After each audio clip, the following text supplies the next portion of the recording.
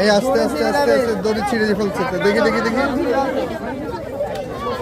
আটকে রাখতে হবে।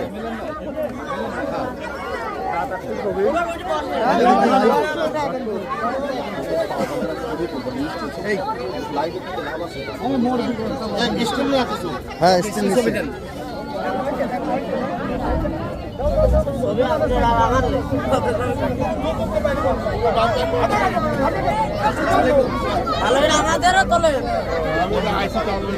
কুমিরটা ছটফট করতেছে এবং ছুটে যাওয়ার চেষ্টা করতেছে।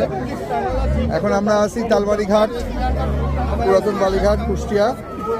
এই কুমিরটা নদী অঞ্চলে ধরা পড়ছে জালের মাধ্যমে।